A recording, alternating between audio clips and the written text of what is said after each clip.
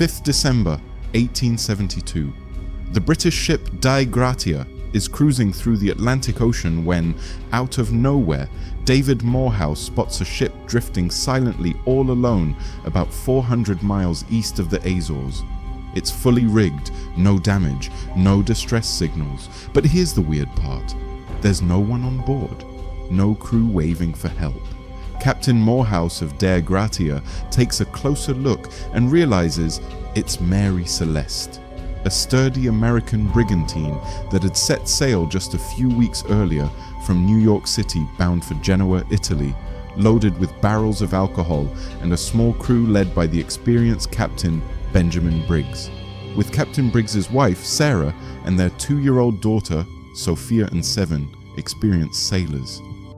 Hey friends, welcome back to the Mystery Box, your one-stop channel for unraveling history's most mind-boggling enigmas. And today, we're diving deep, literally, into the ghostly waters of the Atlantic to uncover the haunting tale of Mary Celeste. Captain Morehouse tries signaling the ship, but there's no reply. Thinking something's off, he sends his crew members over to check it out. And when they step aboard, they're shocked to find the ship completely deserted. The crew? Gone. Captain Briggs? Gone. His wife, Sarah? Gone. Even their 2-year-old daughter, Sophia, vanished without a trace. What happened here? Pirates? A sea monster? A freak storm? Or something far stranger? The Mary Celeste, a ship that seemed to bring misfortune wherever it sailed, but what was the cause behind its curse? Was it a curse, black magic, or something else? It's a mystery that is still unsolved. In this video, we will explore the 150-year-old unsolved mystery of the Mary Celeste. What was the past history of Mary Celeste? Although the Mary Celeste began its first voyage in 1872, its story began much earlier, before it even had its famous name. In 1861, the ship was built in Spencer's Island, Nova Scotia, and originally named the Amazon. And it was 100 feet long and 25 feet wide. In June 1861, the Amazon set out on its maiden voyage. At first, everything went well, but after the ship was loaded and set sail, the captain, Robert McClellan, fell ill. Illness on a ship was not uncommon due to the weather at sea, so McClellan tried to ignore it. He continued to sail the Amazon toward London, carrying a load of timber. However, McClellan's condition worsened, and it turned out he had pneumonia. The crew had no choice but to turn the ship back to Spencer's Island. Sadly, McClellan died, and the first voyage of the Amazon became his last. So, after the whole ordeal, John Nutting Parker took over as captain and decided to continue the journey to London. But of course, the Amazon wasn't done with its string of bad luck. Along the way, it ran into more trouble. First, it collided with some fishing equipment near Eastport, Maine, and then, after leaving London, it accidentally crashed into a brig in the English Channel, sinking it. Captain Parker continued to command the Amazon for 2 more years, but in 1863, Captain William Thompson took over. He captained the ship until 1867, when the entire crew was forced to abandon ship during a violent storm in the middle of the sea. What happened after renaming it as Mary Celeste? The Mary Celeste was sold to Richard W. Haynes, who renovated and renamed it, hoping for better luck. Unfortunately, Haynes fell into debt, and creditors seized the ship. Over the next few years, several owners tried and failed to make it profitable. In 1872, James H. Winchester and investors bought it, restored it, and made Benjamin Spooner Briggs the captain. On October 20th, 1872, Captain Briggs loaded 1,701 barrels of toxic alcohol, setting sail with his wife, daughter, and a crew of 7 on October 26th. After bad weather had delayed them, they finally left on November 7th. On November 25, Briggs noted they were about 9.6 kilometers from Santa Maria Island. 9 days later, Captain Morehouse of the Dei Gratia spotted the Mary Celeste sailing strangely. Upon boarding, Morehouse's crew found the ship abandoned, with personal belongings left behind, the lifeboat missing, and one pump disassembled. Despite about 3.5 to 4 feet of water at the bottom, the cargo and a 6-month supply of food and water were untouched, yet the crew had vanished. What happens next? Captain Morehouse decided to tow the Mary Celeste to Gibraltar, about 600 nautical miles away. Under maritime law, salvagers can receive a reward based on the risks involved. Morehouse split his crew, sending some to the Mary Celeste while he stayed with the rest. After a slow journey, Dei Gratia arrived on December 12th, but the Mary Celeste got stuck in fog and arrived the next morning. It was seized for salvage hearings. Frederick Solly Flood, the Attorney General in charge of the investigation, suspected something shady had happened and began his investigation. After more than 3 months of hearings, the court couldn't find any solid evidence of foul play against Morehouse. Eventually, the salvagers did receive a payment, but it was only 1/6 of the $46,000 the ship and its cargo were insured for. This smaller amount suggested that the authorities weren't fully convinced the Dei Gratia crew was completely innocent. With no solid evidence to back his theories, Flood reluctantly removed the Mary Celeste from court jurisdiction on February 25th. 2 weeks later, Captain George Blatchford from Massachusetts led a newly hired crew, and the ship finally sailed from Gibraltar to Genoa.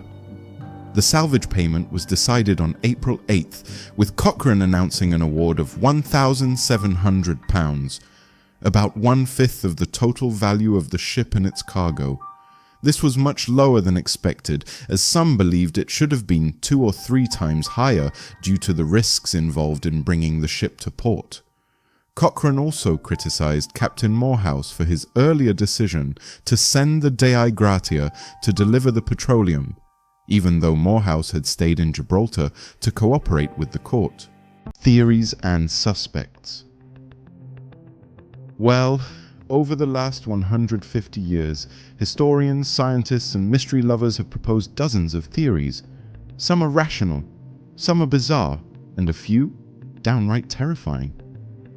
Let's open the mystery box and dive into the most popular and puzzling theories behind this ghost ship.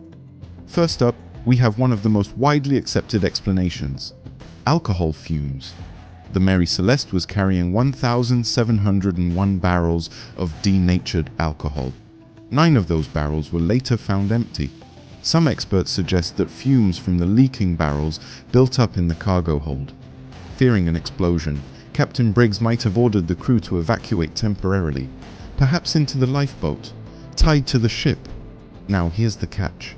A small spark could have caused a pressure wave or silent explosion, loud enough to scare the crew, but not enough to damage the ship. In their panic, they may have drifted away in the lifeboat, never to be seen again. It's logical, but why wouldn't they return if the ship didn't actually explode? Theory 2.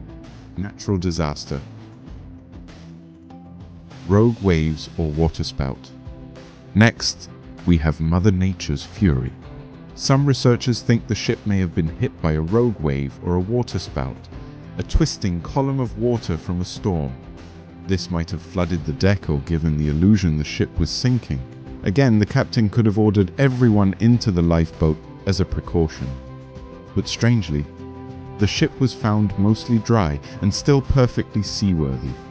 So if a storm really caused the panic, why didn't the ship look damaged at all? Theory 3. Piracy or mutiny? A human hand? Now let's get darker. Some believed the crew mutinied and murdered the captain and his family. Others suggested pirates attacked the ship and left it drifting. But here's the twist. Nothing was stolen. The valuables, cargo, food, everything was untouched. And there was no blood, no struggle, no signs of violence. A silent, clean mutiny. Or maybe something even stranger. Theory 4. Insurance fraud. A con gone wrong. Here's a more skeptical one. Insurance fraud. Some thought the ship's owners or even Captain Briggs himself staged the whole disappearance to claim money on the lost cargo.